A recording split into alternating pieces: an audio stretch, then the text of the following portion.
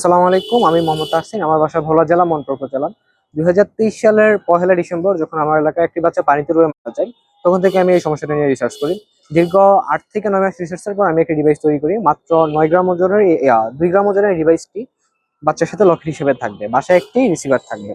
তো বাচ্চারা যখন পানিতে পড়ে যাবে, পানিতে পড়ে যাওয়ার সাথে সাথে সেই বাচ্চার অভিভাবকের কাছে কল যাবে, সেই বাচ্চার বাসায় সাইরেন বাজবে, সেই বাচ্চা কোন পুকুরে পড়েছে সেটাও দেখা যাবে জিপিএস ট্র্যাকারের মাধ্যমে। এই প্রজেক্টটি নিয়ে আমার পরবর্তী প্ল্যান হচ্ছে, আপডেট প্ল্যান হচ্ছে যে বাচ্চার গলায় একটি মালার মতো কিছু থাকবে, অথবা মাজায় একটি বেল্টের মতো কিছু থাকবে, যেখানে হচ্ছে গ্যাস বেলুন থাকবে, এয়ার ব্যাগ থাকবে। তো বাচ্চারা যখন পানিতে পড়বে, পানিতে পড়ে যাওয়ার সাথে সাথে গ্যাস বেলুনটি ফুলে উঠবে, ফলে বাচ্চাটাকে পানিতে ভাসিয়ে রাখবে। এর পরবর্তী প্ল্যান হচ্ছে সাথে যে বাচ্চাটাকে একটা বাসা থেকে নির্দিষ্ট এরিয়ার মধ্যে রাখা, সেফ জোন। যেমন বাসা থেকে 20 মিটারের বেশি এরিয়া, ওই এরিয়াটা বাচ্চা অতিক্রম করলে বাসায় সাইরেন বাজবে, কল আসবে, অ্যালার্ম বাজবে, এমন ভাবে কাজ করবে। অর্থাৎ বাচ্চাটা একটা সেফ জোনের মধ্যে থাকবে।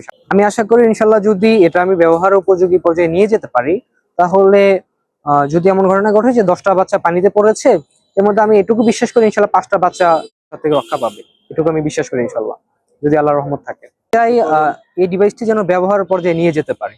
এটা তো এখন জাস্ট একটা প্রোটোটাইপ প্রজেক্ট। আমি যেটা ব্যবহার পর্যায়ে নিয়ে যেতে, যে যেন ইউনিসেফ বা সরকারের যেন এগিয়ে আসে, যেন এটাই ব্যবহার পর্যায়ে নিয়ে যাওয়াটাই।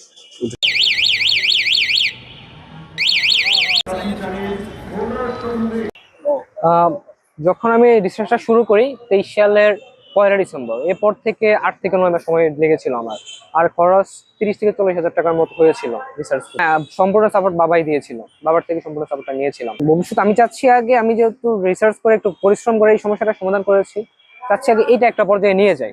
এরপর আর অনেক প্ল্যান আছে। এর আগে গত বছর আমার 15টার মতো প্রজেক্ট উদ্বোধন হয়, যেখানে এগ্রিকালচারাল রোবট, এরপরে ফার্মার অ্যাসিস্ট্যান্ট মেশিন সহ আরো একাধিক উদ্ভাবন ছিল।